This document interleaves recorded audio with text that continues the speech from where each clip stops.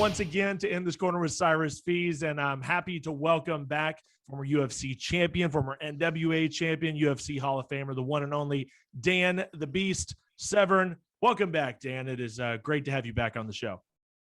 Fabulous to be here. Cyrus, the thing goes, where's the Beast today? The Beast is in Coldwater, Michigan. I just made it back here just a couple of days ago from my various travels. There are some times as I'm rubbing the sleep out of my eyes in the morning as to I have to pull out the old portable brain to find out, okay, where am I at and what is my function today?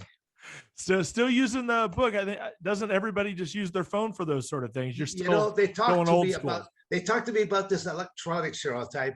But I go, if I drop this, I'm kind of screwed. If I drop this in water, I'm kind of screwed. This still works after I drop it. This still works after I even drop it into water. So it's kind of going, yeah, it's a little bit old school, but it works for me. Just one of the many lessons that you can teach the youth, Mr. Severn. Well, let's talk about what you've been up to, because I know you and I talked yesterday on the phone, and you talked about how you kind of had to reinvent yourself with the pandemic. I think we all did, especially if you wanted to continue to make money. If you didn't want to make money and you just wanted to sit around, you could do that as well. But that's not really in your DNA. Talk about kind of how things have changed since 2019. I'm gonna haunt you there. I just said at one point, it's not my DNA. It's just my DNA says there's no such thing as free in this world. And that's what's happening to our country. I mean, not that I want to delve into politics, because politics makes either enemies of us all, because not too many people are ever going to agree at any one point, but the sheer stupidity that has been happening in the last 2 years. Again, I could care less whether you are a believer and that there is this COVID crisis or there's not, but there's nothing like it, and you are seeing all this new proof coming out that what good were these masks doing in the first place? What was all this keeping people home from work or keeping them home from school? All the backlashes that is happening from school children, or you need to get vaccinated, you need to be double vax, triple vax, you need a booster vax, and all the repercussions. There's so much stuff that's coming out, but the sad part, Cyrus, is who do you believe? Because media is no longer held accountable for what spews out of your mouth. They're at a much different time era had something spilled out of your mouth that someone might have had a concern about. It might have ended up in a fist upside your head, but we live in this so happy society now that you just can't do that, especially with all these cell phone devices around, and people, not too many people ever want to get in there to stop an action, but they're all right there to record the action. Yes. True. There are so many, and again, you have to excuse some of the language that I may use there, but there's a lot of pussies in the world nowadays, and I call this as one of these devices that has helped delve the pussification of the United States, the neutering of men, the neutering of people wanting to be bold and say things. And yes, Cyrus, I haven't even had a cup of coffee yet this morning, so think about that one. I got you charged up. Today, Dan. Well, talk about like just business wise, like how you've had to change things up. What you had to do since 2020, because I know a lot has changed. Yeah, yes, just due to not being able to go out at these public types of gatherings, conducting seminars, conduct speaking engagements. So I'll simply say that having to learn more about technology, having to learn more about, again, how to utilize the cell phone a little bit more, how to utilize the computer a little bit more. But then also working in states that are open for business, as opposed to a lot of states that were not open up for business. There's certain states like Florida, Texas, Arizona. I don't. There's something about states that are colored red seem like they were open for business, and these states that were colored blue, they're all singing the blues because no business. I go. Let me see if I can kick up a song here for you. I remember when I had a job and I used to go to work, but nowadays I stay at home and the government sends me a check. So why do I need to work? I'm sorry, I'm not rhyming all that well with that, but it's I don't have the the guitar going or stuff like that. But again, that's kind of like the blues. That was the Dan Severn blues track. Yeah, well, we all again, needed. it will never make the top 40. It might make the bottom 40, but yeah, not the top 40. Yeah. Well, one you just thing never about know what you're going to get with me, do you, there, Cyrus? I'm kind of like a grab bag special. Oh man, usually, when I get Don Fry on, I know I'm really going to get a live wire and it could go haywire. But you're showing me that you got a little bit. You must have been hanging out with Don a little bit more lately. Is what I can think. I'll say between just doing our own little podcast there together. It's toxic masculinity, right? It's a district. It's just a different kind of plan because I actually think I probably have a much better chance of having a political career than what probably Don does. I mean, Don just he's not very politically correct whatsoever. But I mean, that's okay for Don. Yeah, it works for him now. I mean, now that begs the question: more of a chance to have a political career. You're talking more politics than I think I've ever talked to you about. Is that a thing? Could you jump into a race, a statewide race, a local race, a national race? I have a number of friends that have it said, dude, why you should. I go, well, because I don't think the government or the world is ready for somebody like you. Like me. A new challenge, though. You love a challenge. Oh, I do. I mean, rest assured, I'm up for the challenge. There's there's so many things that are wrong, but at the same token, what other country would I rather live in? None. There is a reason why all foreigners do come to the United States. Absolutely. We truly are the land of opportunity. They can't do things in other countries. They can work as hard as they want, but because it's either a socialistic or communistic type of country, you're still going to be compensated the way the exact same date as the next person next to you. So what is your incentive to do better? If anything, you continue to lower the bar is all you really do. So and inside the United States, it's I've been listening to a couple more Elon Musk interviews, even as of late, just to see a little bit more insight of what's he all about, what makes this man tick, and it's kind of interesting, So he's an interesting guy, and I agree with you on that. And one thing that I think that you have in common with a guy like an Elon Musk, and something that I really admire you for, is your work ethic, is because you're always on the ball. And I remember the first time, that we ever came upon each other and actually started really talking, we were in the car and, you had just gotten off the plane.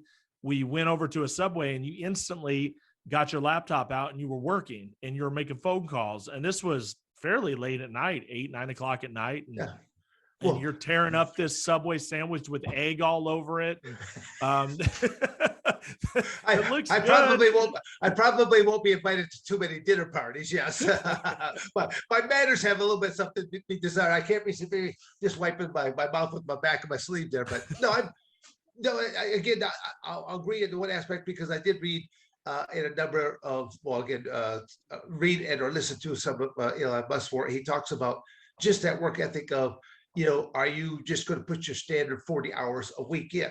And you're going to be content with just your 40 hours a week, or are you going to put in, 80 hours a week or 100 plus hours a week? I'm thinking, I simply know that while I'm awake, I'm always doing something. It's kind of like, you're catching me now in my Coldwater, Michigan location. This is where my training facility is located at.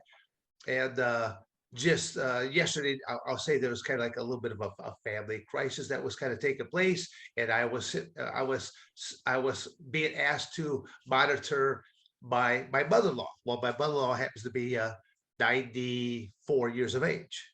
So again, it's never.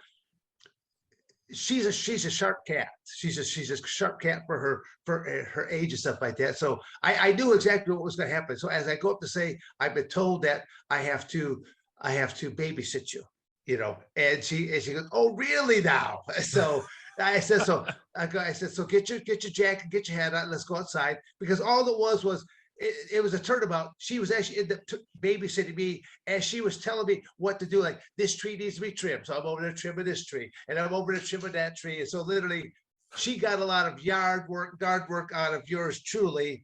I knew that walking into it. So as I go, I already had my tools kind of strategically placed on. I know exactly how this is going to play out, because a woman doesn't like to be indoors. She likes to be outdoors, enjoying the sunlight and being outdoors and working. Because if you sit around, again, this pertains to anybody and everybody.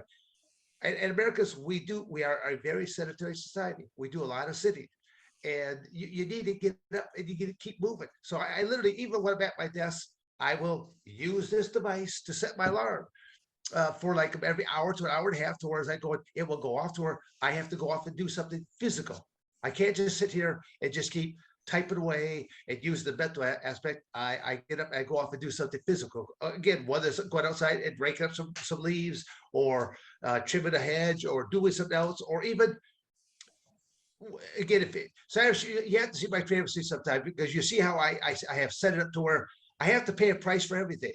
Even if I go back to my kitchen to get a cup of coffee or something like that, I pass through the weight room. I have to stop, and I have to do something. I have to either do a set of dips, a set of pull-ups, or grab a couple of dumbbells, because I have to pay the piper. And again, that's where people don't realize. They all think they have to go to the gym, or they have to go do this, or have to do that. I go, no. I go, most people lack the mental fortitude to actually get up and to go to the gym, and then to go work out. Then you gotta look at the cost factors. Well, what did that floor cost you? Nothing. Roll out of bed, roll out the floor, give yourself a few push-ups, give yourself a few sit-ups, a couple crossovers, a couple stretches. I mean, the thing I'm starting to fight now is father time, because you got to look at what are your mortality rates. So the mortality rates are all based upon life insurance, stuff like that. Based upon me right now, I'm on the other side of the mountain, sliding is what I'm doing. But I tell people that, I expect to be around until about 125. And at 125, I want to have my life taken tragically and suddenly by a jealous husband. It's my dream. It's my world there, Cyrus. Now, why not? It's what puts a smile on my face. Now, granted, Cyrus, she will be a much younger woman than me. Okay. She might be in her late 80s, early 90s, something like that, So. Yeah, no, I love what you're talking about with staying busy, with being physical, not just mental. I think that makes a lot of sense. I think everybody, including myself, is always looking for ways to do better time management. There's so many ways that you can occupy your time, and not just sitting, but there's just 1,000 things that you can do that aren't productive, that don't help you pay another bill or make more money or get another job. But there's ways to occupy yourself, but I think it's good. I think you're mixing in the physical, you're mixing in the mental as well. And I think everybody's looking for those secrets, looking for those, little ideas that can help them be more productive and be more successful. And that's kind of what I was trying to get from you. What are those secrets, or what are those things that you've put into your life that have been able to keep you on track and not let you really get sidetracked into other stuff? Oh, well, again, there are the distractions. That's tough, because the distractions are always going to be there. People are always going to try to take more and more time out of your day. That's the tough part. I'll say that just becoming successful in the first place, this is almost hard to say, but you have to sometimes watch out for your family and your friends. They might be some of the biggest landmines, because if you're with your band of buddies that you're all basically saying you went to you were in high school together, maybe some of you went to college together, but you're all staying in the tune with each other, and now you're getting out there, you get the various jobs, but what's setting you apart from your others that are still putting in that same 40-hour week, and they're getting that same paycheck, and they're maybe you do a little contribution to their 401k, things of that nature. It's kind of going, your family and friends don't want you to go way ahead of them, because if you do, they're actually going to start reaching out and they're going to grab a hold of you. to try to pull you Okay. back, to keep you with it. Because if you're part of our same group and you're being really successful, now you're making some others might either be jealous or might make them feel bad in the process. It's well, I equate that to the same peer pressure of early in life when you are in like high school and you're starting to go to these parties on a Friday or Saturday, and all of a sudden your buddy's like, "Oh, let's drink some shots, let's have some beers," and it's kind of like going, "Well, I can't." I'm like, "Well, why?" "Well, I have to go wrestle tomorrow." I go, I even will have to leave here at a certain time because I want to know that I have a proper amount of rest. So I make my drive and I want to perform at the best of my capabilities. So I mean, I was already faced with that at, 16, 17, 18 years of age early on. So it's just a new, to me, it's just a new cycle of I'm working for myself. I think we've covered this, I think, one other time and maybe a different interview that, you know, had everything gone right for me in 1984, I would have retired back in 1984. I would be a high school teacher or a junior high teacher or a college wrestling coach.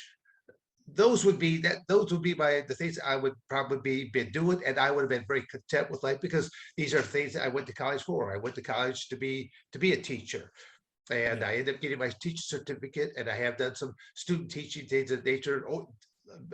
Number one sub, basically the two different places that I traveled to between Arizona and Michigan. But it's I'll just say that life kind of got in the way. New opportunities came at hand, and I went after those opportunities, knowing that sometimes there was no plan B. So I had to succeed because there was no plan B, and that's kind of tough when you go into the something like that, especially competition where anything can and will happen. Even not even having health benefits for a decade or more, knowing that I have to walk out here and I can't afford to even be hurt. Yeah, At that that point. makes sense too. Yeah, when your back's against the wall, yeah, that makes a lot of sense. The way you treat your body with the way you handle yourself when you don't have that insurance to fall back on. Well, I love hearing about that. And speaking of competition, let's talk a little bit about that. And this time I'm going to go into wrestling first. And I want to get a few amateur wrestling or professional wrestling. We talked about this before. Professional wrestling. Okay, there is a lot big of the difference. people that listen to this, you even have to use that word, wrestling, not amateur wrestling, wrestling. Wrestling. So, all right. Speaking of wrestling, your time in the WWF, which I know a lot of people go back to this on a regular basis. You're in conventions, and it probably amazes you how much people have held on to that stint that you had into the WWF because it really wasn't all that long. I think I have to put on the sunglasses here now because we're talking about professional wrestling. I got turned super cool here right now. I know. Why didn't you ever bring those? You should have brought those to the ring when you were in the WWF. Where were the glasses then? Well, I'll just say maybe I'm losing a few more marbles as I get older here right now. I become more and more of a character than ever. But I love it. Well, I know that you had some interactions with the Undertaker. Now, the Undertaker just went into the WWE Hall of Fame. Yes. Obviously, one of the most tenured guys in the entire business, spent the most time there, never left Vince, kind of became, that locker room guy that ran the locker room, held court, et cetera, et cetera. What sort of interactions did you have with him while you were there? Well, I know the story of the whole, you were supposed to go into his ministry and the 666 and all that. Yeah, I mean, but he and I never even spoke about any of that to begin with. I mean, it was, people like at Al Snow, I had definitely much more. I knew Al Snow before ever being with the WWF at the time, so he was someone that I got along really well with. Everybody else, I kind of just stayed back and I kind of watched, observed. I kind of kept to myself. I always had my planner with me. I always had my laptop, stuff like that. And each time that I would go to one of their Monday Night Raws or their Tuesday night tapings. I basically, they always wanted you to get there sometime around like somewhere between noon and 1 o'clock in the afternoon. And as I arrived there, I just, they always had like a makeshift cafeteria somewhere. I just go into that area, I get plugged in, and I'm just working, and I'm just doing my thing, making my phone calls, and I'm simply observing people, because there's good and bad everywhere you go. It just you don't know what the dynamics are. So I just kind of kept quiet, kind of kept to myself. I drove in by myself. I drove away by myself. But I watched the different dynamics of who's buddy with who and things of that nature. But it was and as I met different athletes, I mean, I basically was always be cordial, would interact with, would speak with them, and but when it came to like Undertaker, that I mean, would be just cordial with him. I just would be just that whole Taker. And that's all it was. I mean, or He was a big fight. He's a huge fight fan, though. So yes. I mean, I just wonder if like there was, maybe an interaction because where he was a fan of you, because I imagine that he was probably into UFC back then as well, because I know he absolutely loves it now and has a lot of respect for fighters and shows up to UFC fights, etc. Was there ever anything like that where he's like, oh man, Dan Severn? No, nothing really of that nature. I just, again, he had his whole persona. It was a great time. When I was involved with the WWF at that time, it was a great time because it was all during the Attitude Era. The Attitude Era was the fact that the WCW was kicking Vince's butt on a weekly basis in the ratings. 3 weeks. So they had to push the envelope, and so it was great the way that Vince, the creative team, that they were pushing the envelope, because you got a Stone Cold Steve Austin, you've got the Undertaker, you've got all these other great athletes that are coming up, rising up. It would be like WCW had Goldberg, and the WWF had to come back with Gilbert. I mean, something that was like just way on the opposite. And Gilbert couldn't win a single match. And but they made certain mockeries of some of the stars of WCW, but just pushing that envelope. It was a great time being involved with it. Probably one of the unique things of interactions I ever had with like the Undertaker was was when he was about in his Hell in a Cell match. Yeah, him and Mankind, aka Mick Foley. They're doing their thing. I'm sitting back there with Terry Funk, and with I forget what the doctor's name was at the time, but there's Dr. really Death? just Steve no, Williams? no. Steve Williams, Steve Williams and the old brawl for all that whole thing happened well after that. But I'm back there with one of their normal physicians, and we're actually watching this Hell in the Cell match, and Terry Funk had his shoes basically unlaced. He's very comfortable sitting back there because this is the main event show, stuff like that. The one thing and things, what went wrong during that match is that as Taker picks up and basically drops Mick Foley onto the cage gives way. It was supposed to give away, but I think it's supposed to give away at a much more slow, rapid, and it was going to be a slower descent, or it just gave way. Mick Foley falls down. Mick Foley is literally knocked out. Yeah. And this is in the there's quite a bit of time left on this pay-per-view, and this was not supposed to happen. Now when they get knocked out, the chair that was up on the top there, they were battling with the chair. The chair actually hits Mick Foley in the mouth and knocks out, I think, like one or two more teeth. Yes. And so the beauty of professional wrestling that I like is things are going to go wrong. When things go wrong, how do you improvise? That's the real beauty of professional wrestling, and you really find out what each of these athletes, what are they made of? How do they continue on? Well, I'm back there with Terry Funk. All of a sudden, I don't know who came up with the idea, but they sent Terry Funk out there to do battle with the Undertaker. And so Terry Funk goes out there and he does battle.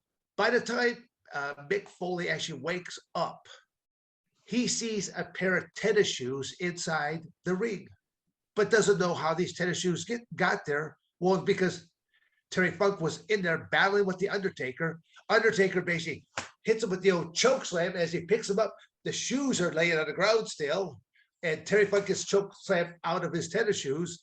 And Mick Foley is unaware of any of this stuff taking place. So again, that's some of the beauty about professional wrestling, and and how life goes on. And again, I saw him the next day, because even for him to take that final plunge off the top of that cage, there were no trial runs.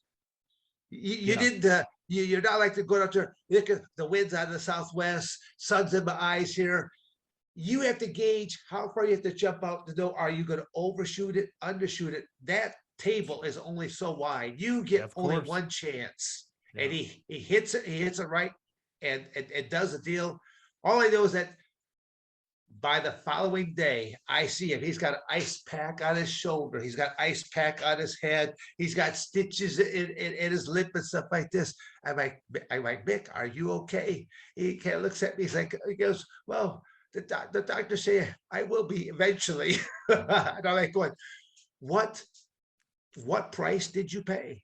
What price did you pay to do that? Again, professional wrestling, you pay a price because you are getting hit with chairs and you're being picked up with body slams, sometimes through tables, and sometimes there's crazy matches involving thumbtacks and broken glass and Yeah, bats with Bob Boyer onto it, and there's some crazy matches that take place. So you pay a price there, same way that a lot of these MMA fighters, they pay a price each time that they walk in. How many times did they get struck in the head?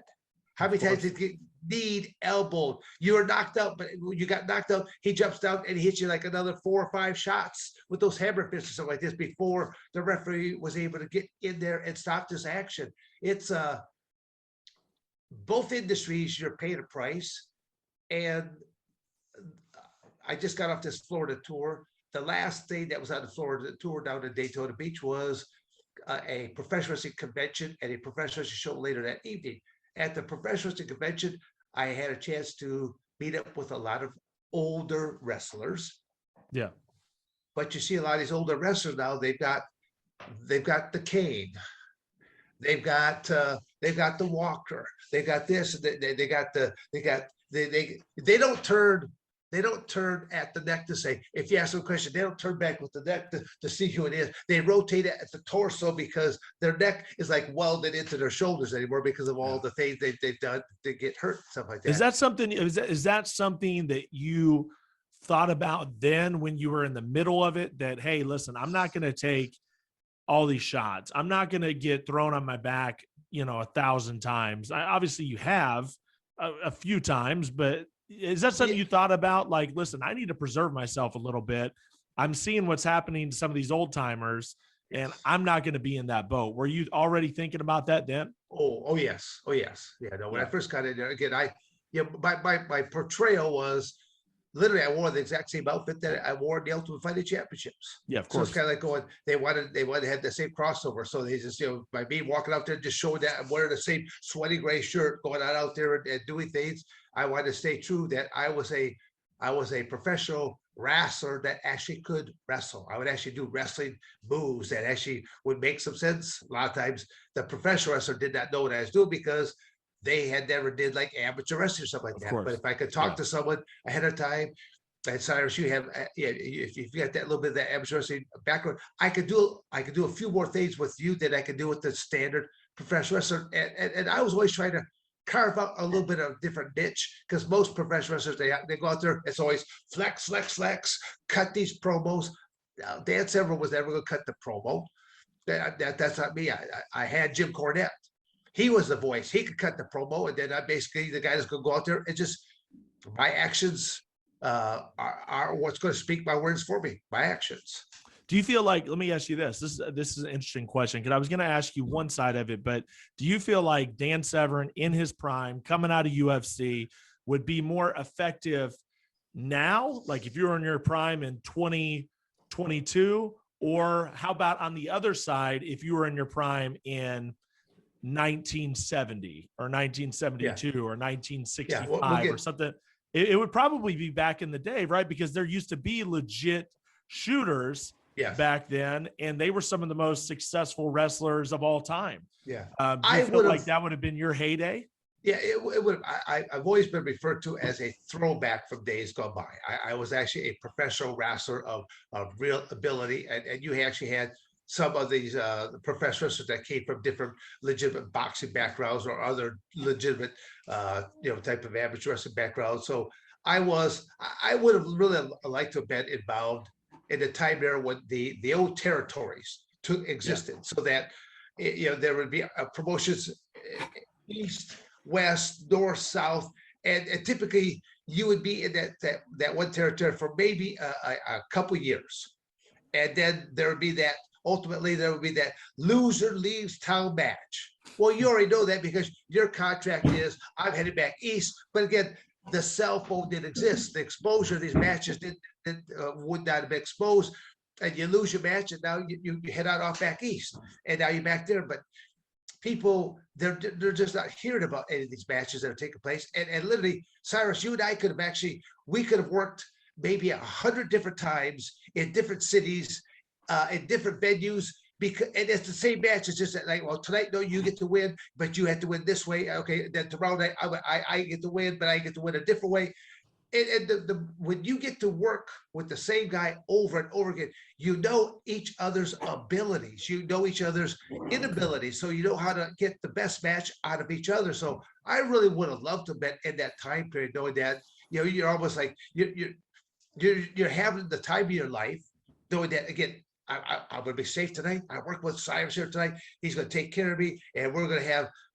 If anything, I actually enjoyed when I was first beginning to wrestle, because I would be out there with some of these older timers with it, and literally they were trying to make me laugh and break character during the middle of the match.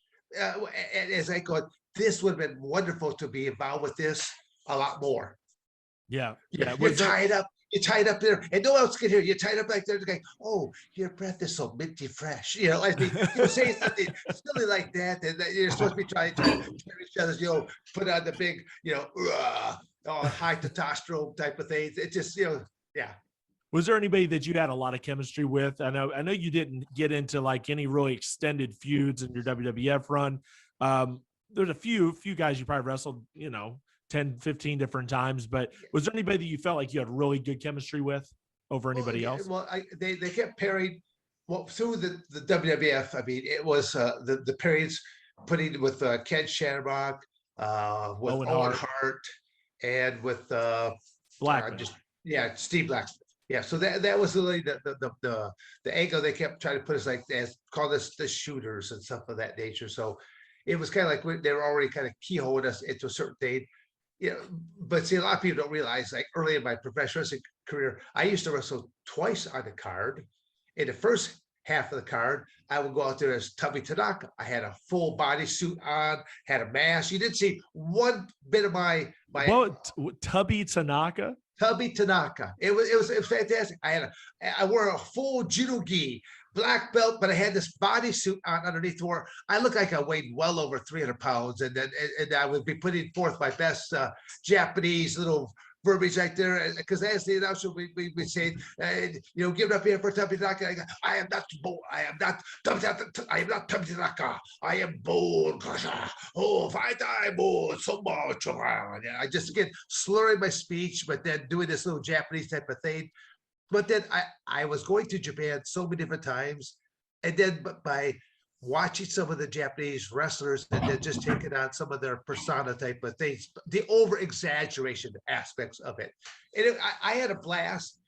Even in the beginning, I even worked the workers, which means I would actually have a separate locker room tour. I would come in early in the card, beat Tubby Tanaka, and then I would go back, change that out, and then I would get the show by intermission. So by the second half card, Dan Severn's going to wrestle. And I did my job right, because there'd be a couple times I would be leaving that locker room, and I'd see some fans that were waiting around the locker room, and as I'm leaving, they're like, "Hey, Dan, great match here tonight." I'm like, "Thanks, guys," and I make who are you guys waiting for? They're like going, "Oh, they're like Tubby Tanaka. We're gonna kick his ass." Because I berated the Americans. I touched on American nerves, knowing that. Tell them how lazy and illiterate you all you Americanos are. You sit around watching a Sony television. Yeah, well, you sit around and then we buy it up under your stuff. I had a way of touching the nerves with that. Was I telling a lie? No, I was rubbing their faces in reality right there too, because I kept touching on the nerve. And it was always easy for whoever I worked with, because all they had to do is get that USA chant going for themselves. Yeah, I'm sure there's going to be some people listening to this podcast that are going to immediately go to YouTube and search for Tubby Tanaka and try to find footage of Tubby Tanaka.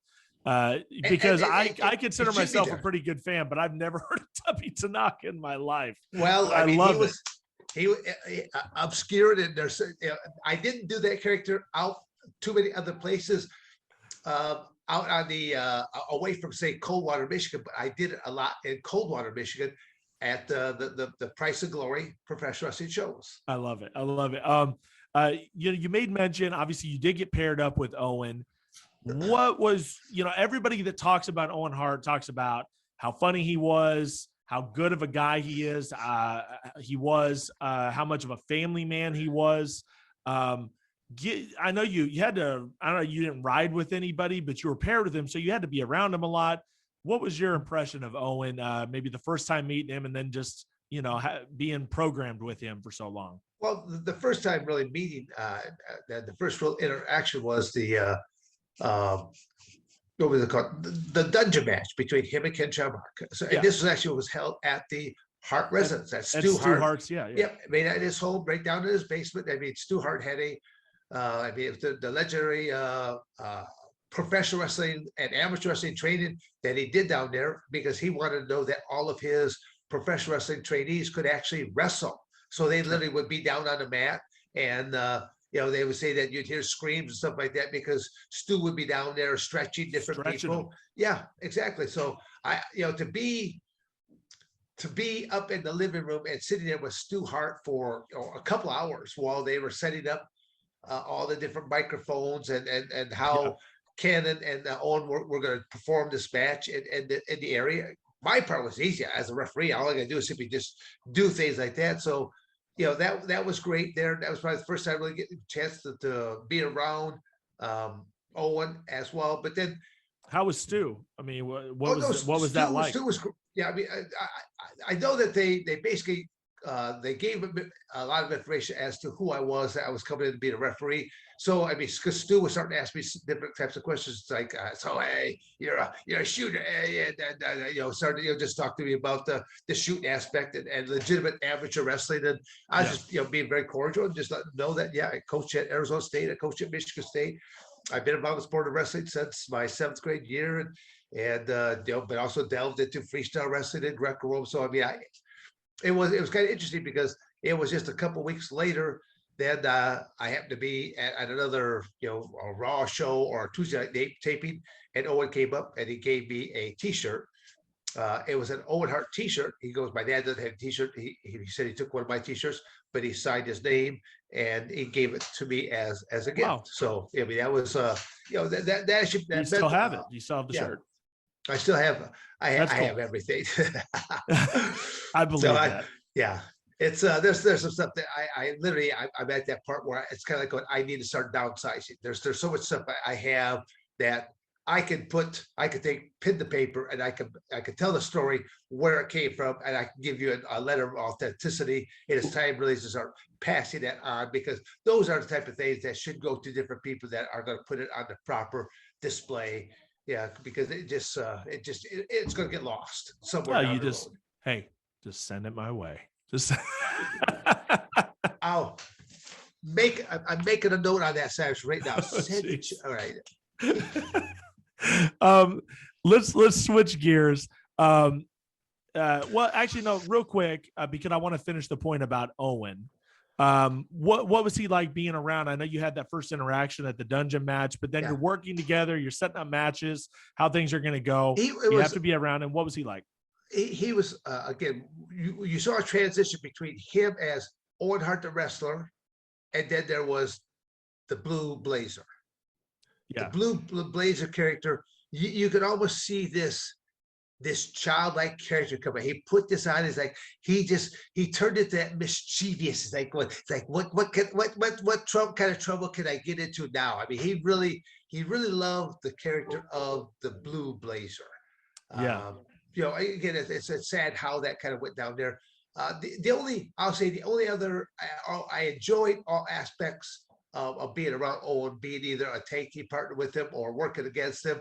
The only type of negativity was when we did in one of our matches where he went to do the tombstone to me, he screwed up and literally he dropped to his butt, allowing no room. And literally, I took full impact to the top of my head. So Oh, that, wow. I mean, as I hit there, I mean, it was predetermined to simply do this as an injury angle, but there's a proper way of doing it, the tombstone, and then there's an improper way. He did it improperly, and I took full So brunt no, of so the force. so now what it couldn't have been, it was an actual pile driver, right? So Yes, that was yes. the same thing that hurt Stone Cold Steve Stone Austin. Cold Steve Austin, yes. Oh, Again, so you're saying the same thing actually happened to you as well? yes. Oh, wow. It was, I'll say that Steve Austin called me up, I'll say a little over about a year or so back. He calls me up because he calls me up out of the blue. And he's like, Danny goes, this is Steve Austin goes, he's like, well, I know we didn't talk a lot. Well, we were both working for Vince back in, that Attitude Area. He says, you had your things to do, I had my things to do. He goes, but he said, a friend of mine recently showed me a video of Owen doing, the power driver there to you. And he's like, he goes, you said you took the full force, didn't you? And I go, yes, I did. He's like, because that's what happened to Steve. And it resulted in Steve having to have neck surgery, but basically it sort of ended his career. It did. So It definitely put a time limit on it for sure. Yeah, definitely shortened it. Yeah. And so then Steve was asking me, he says, are you okay? And I just started kidding and laughed. I go, you mean mentally and physically here, Steve? And he starts laughing. I said, no, I took the full brunt. I said, I felt the bolt of lightning run down my spine. I felt the bolt of lightning run down one of my legs. I go, even though that was part of the angle, as I lay there trying to stay in character, as I lay there, I try to move my fingers just to see, can I move my fingers? I'm trying to move my toes to make sure that I can still move my toes to see, am I paralyzed? Am I paraplegic? Am I quadriplegic at this point in time? And so, I mean, it was scary to lay there. And I was thinking, I think everything is still operating here right now. But even then, Owen, he knew he screwed up. Yeah. And he knelt down to try to stay in character, but he just knelt down. But he kind of whispered, he knelt down, grabbed my hand. And he's like, if you're okay, squeeze my hand. Oh, I did that, squeeze his hand. And so the match is done. And it was already predetermined that the paramedics are going to come out. They're going to put me on, strap me up on the backboard. They're going to carry me out, and that's basically it. But once they got me through the curtain, that's when I got right off the backboard. Took the neck brace and all that off. That's when Owen came up to me. He's like, "Why did you squeeze my hand?" But that's when I grabbed his shirt, and I'm like going, "Dude, why did you drop me on my head for real?" I go, and that's when I literally. That would have been probably my most intense promo ever, but it wasn't a promo. It was real because I said, you screwed up. I go, you violated the number one rule of professional wrestling. Number one rule is you take care of me and I take care of you. And I go, you screwed up. I go, if I should ever have you in that ring again, I will not take care of you at all. I will destroy you is what I will do. I was pissed because I dodged a bullet, Cyrus. That's all it was. I dodged a bullet. 100%, I could be easily in a chair. I could be a paraplegic. I could be a quadriplegic. And that is what has happened. And I don't want, let me be the person that screws up and I do it myself. Sure, not at somebody else's hands. That's supposed to be a professional athlete, especially the son of Stu Hart, Yeah, very, very unfortunate. And, there's not a whole lot of tarnishes on the legacy of Owen. Everybody looks back so fondly, but those were a few moments I'm sure that, that he wanted to take back. But glad that you dodged that bullet 100% and you're here talking with me. Let's switch over to fighting here for a moment. Talk about UFC because I kind of did a deep dive, or I really got in deep the last time I talked to Chael Sonnen, and we talked about him and Anderson Silva the first time around.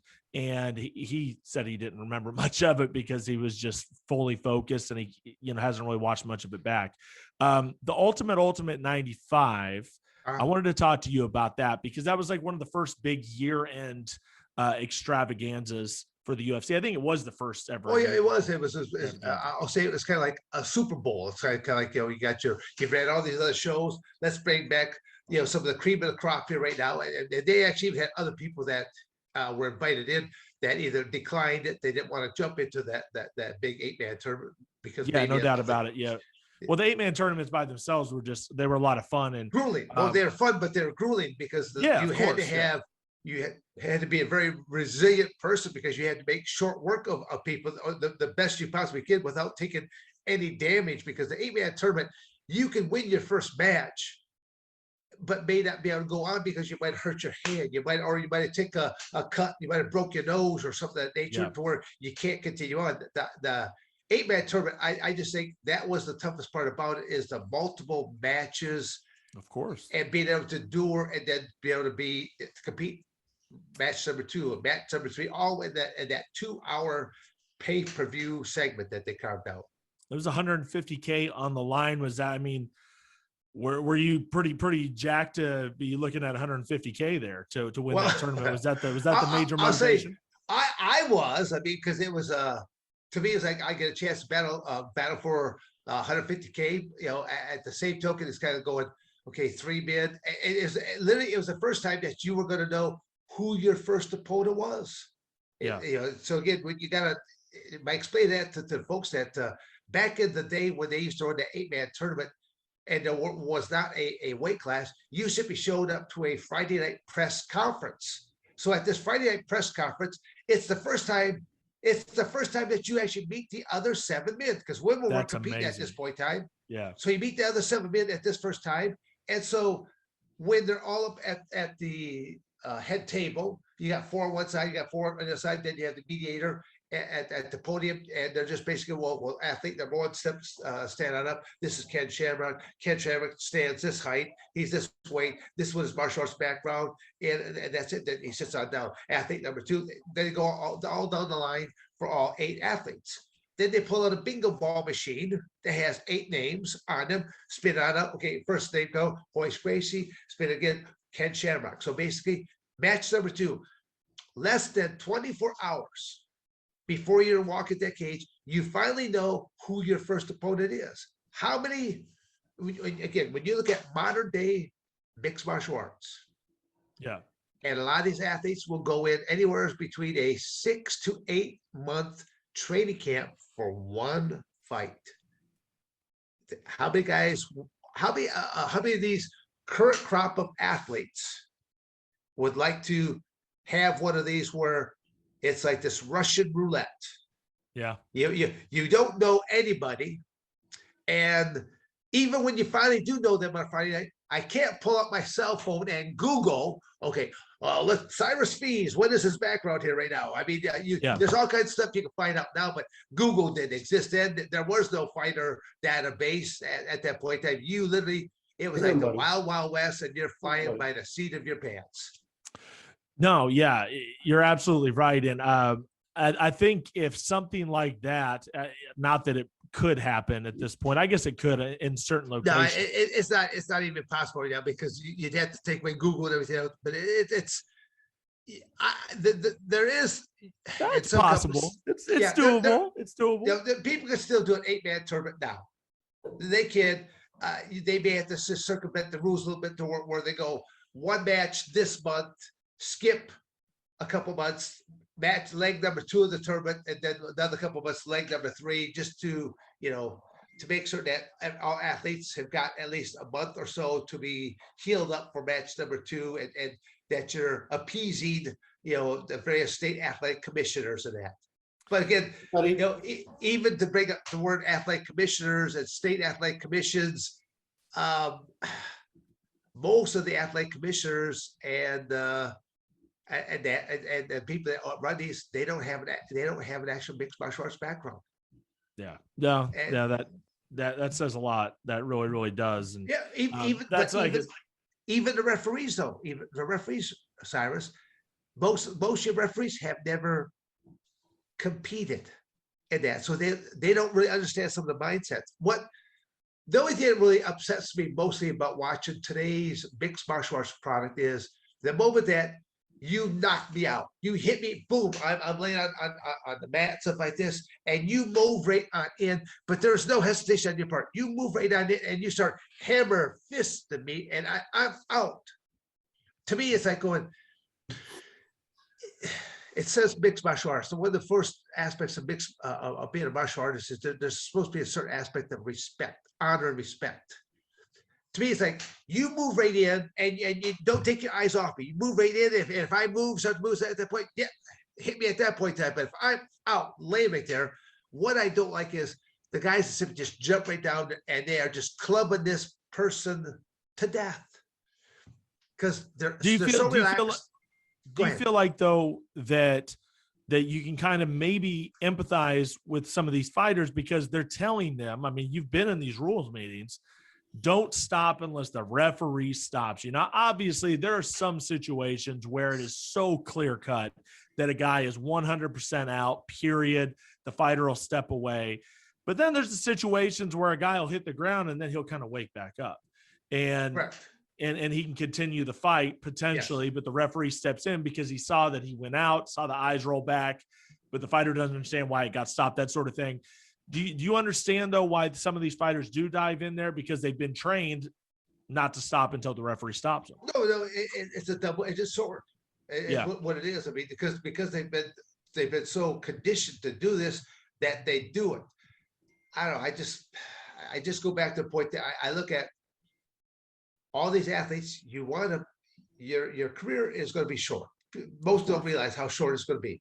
It's going to be short, and and then you be out, and then you have to live in this body for the rest of your life.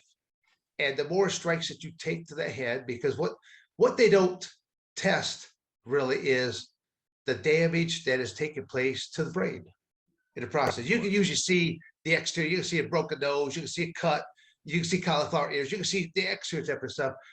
Even in boxing, it's very prevalent that you wear headgear. So again, that you're not cutting your workout, you're not cutting your workout part, or the champ's not getting cut. It is in preparation for his match. No broken nose, things of nature, but you're hitting this padded headgear, and the brain is continuing to get sloshed bouncing around. Yeah. I actually announced one other thing that, again, Dan Severn is still recreating himself. Just in the last month and a half, I've been working with a company right now that is doing a very they're doing brain scans. I actually had my brain scan for the first time ever, just I'll say two weeks ago.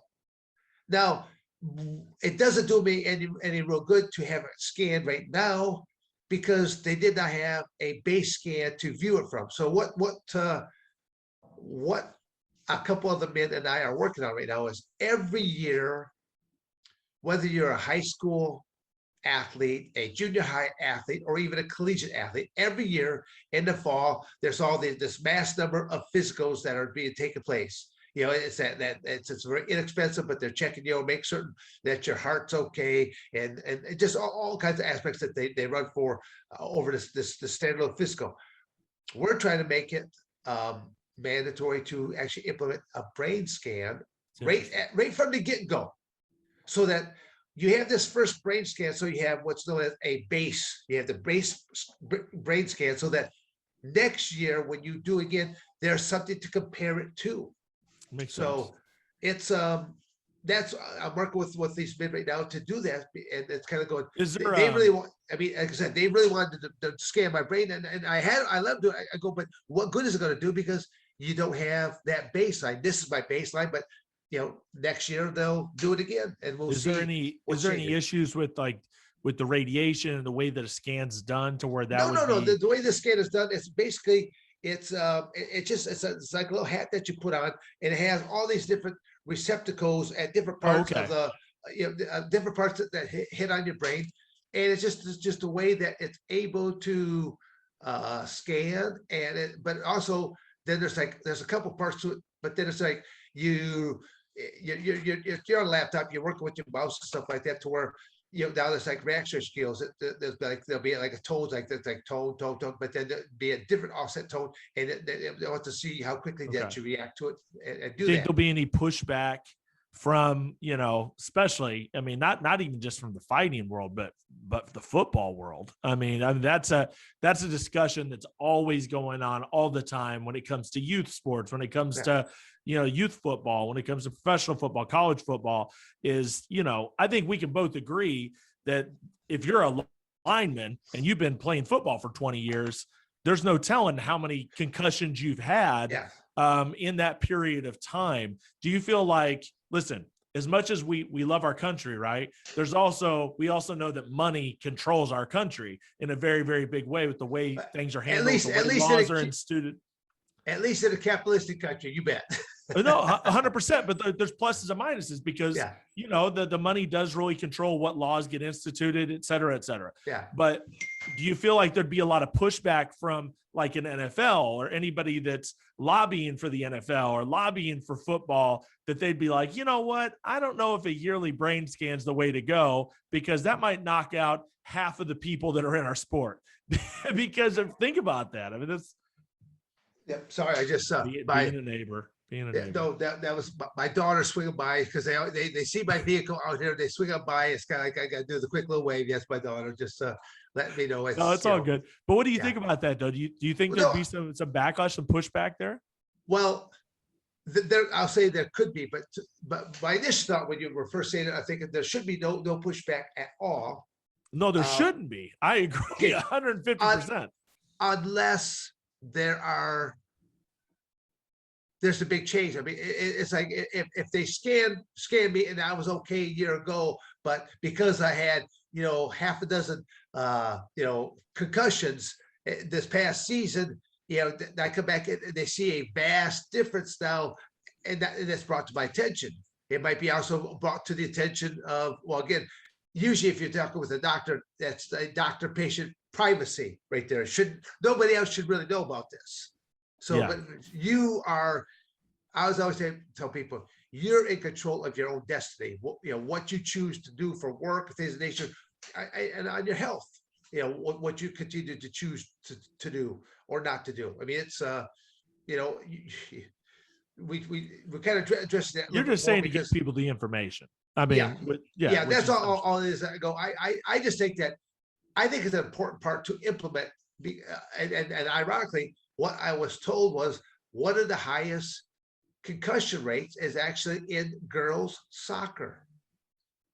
Okay, interesting. It was. I mean, again, it kind of threw me for a loop there, but I'm thinking, okay. But you think about soccer, a lot of times when they kick the ball, you use your head as a deflecting type thing, so the ball makes impact and you knock it right away. But a lot of collisions where they're colliding, but they also not only they collide with their legs, but they collide with their bodies or heads, and they're falling down. But it was just kind of surprised me when I was told that. I mean, I just know that soccer is on the rise. Any place that has a football field, it's easy to double as a soccer field. Sure.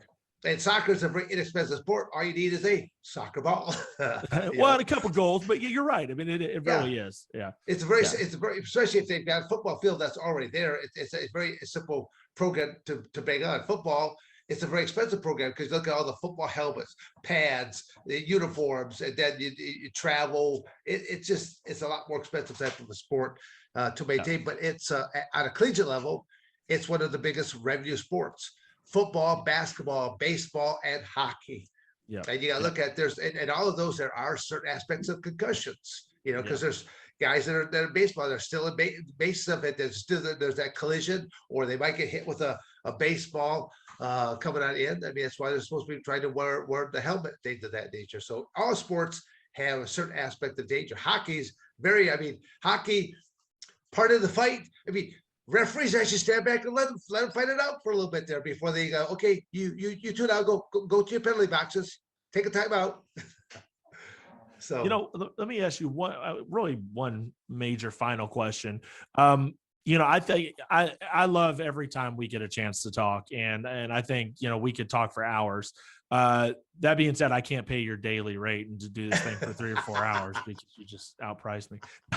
but seriously, you have so much to offer the sport of MMA, and as you know, it's as big as ever.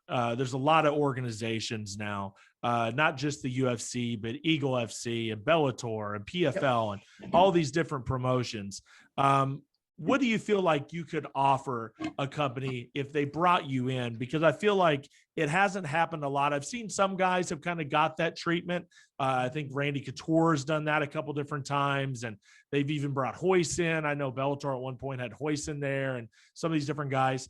What do you feel like you could offer a company, if they were to bring you in that sort of a role to help the fighters, to help the show, et cetera? Yeah, magnitude of different types of things with myself, only because there's not very many coaches. Again, I think he had a couple things about to say, but that's all right. It's still the blunt truth. That's never stopped you before.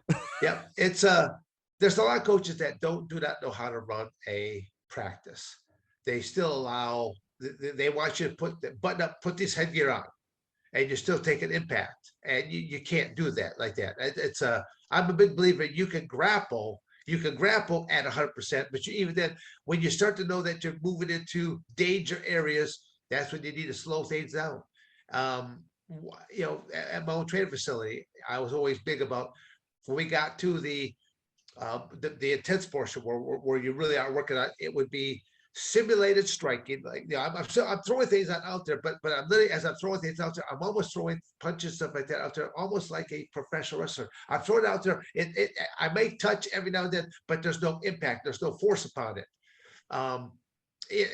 But when you're grappling, you can grapple, and you can go. I'll say we're gonna grapple at 100%.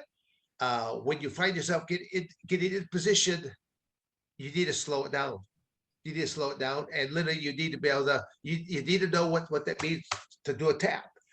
And if you think that your opponent is not acting in a responsible manner, let it go.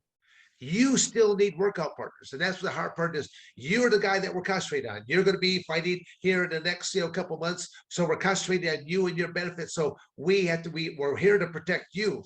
But by the same token, you have to treat your workout partners, because nobody wants to be a rock'em sock'em robot and get beat up on, thumped upon, because you're still, the human nature is, if you just thump me, oh, I want to thump you now. That's just human nature. So again, it's kind of like going, treat your workout partners nice, because they're that steel sharpens steel. If you get some great workout partners, they're going to make you sharper, crisper. They should be letting you know what you're open for.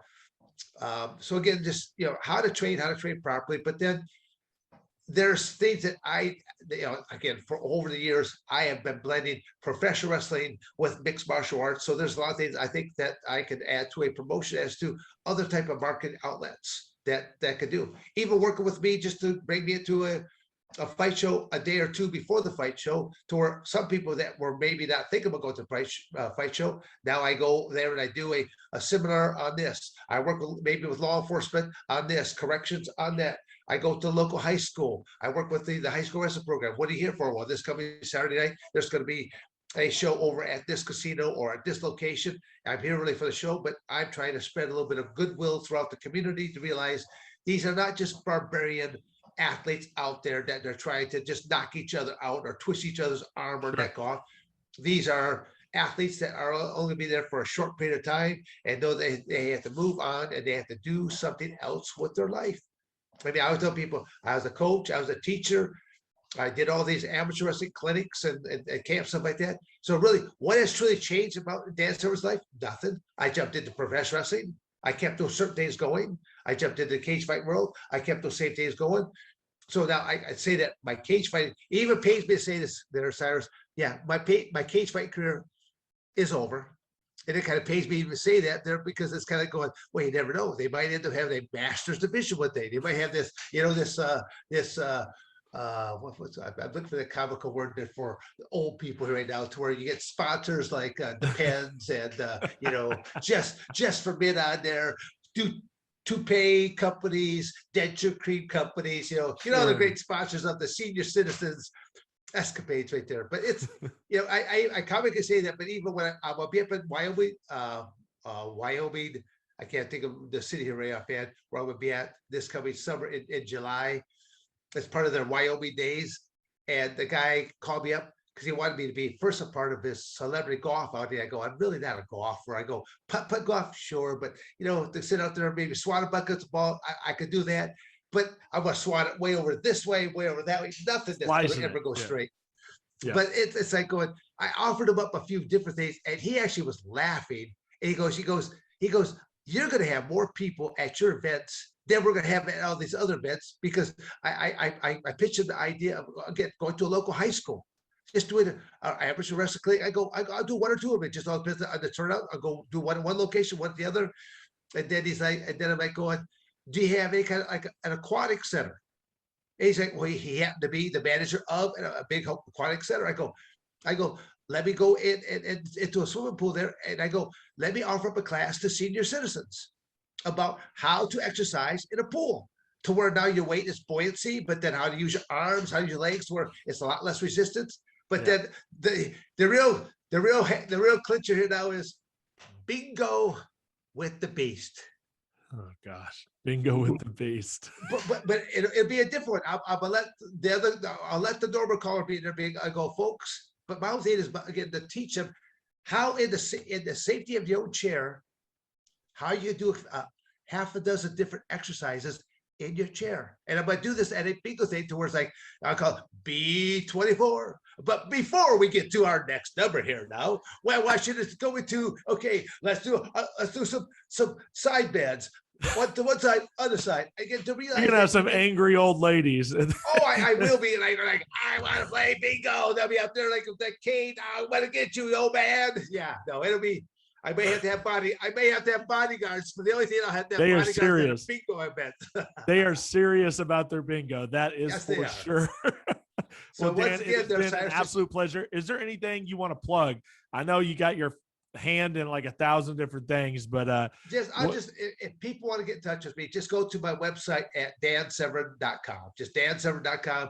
My different social medias are there. They can get in touch. What about with your me, but, TikTok? Do you have a TikTok account yet? I don't know if honestly, I'm not sure about the TikTok. I've got Your daughter's there. She'll get you one set up. okay. I do have a couple of young guys I send them something almost on a daily basis, and I go, throw it out there. They have a blast because they know that I have no problem making fun of myself and things of that nature. And so, when I think when you say TikTok, aren't they the ones that are doing all these crazy little like 15 to 25 second like little mini videos? Yes, You're torquing your butt or something like that. Well, watch me torque my butt is not going to get me any viewers, I don't think.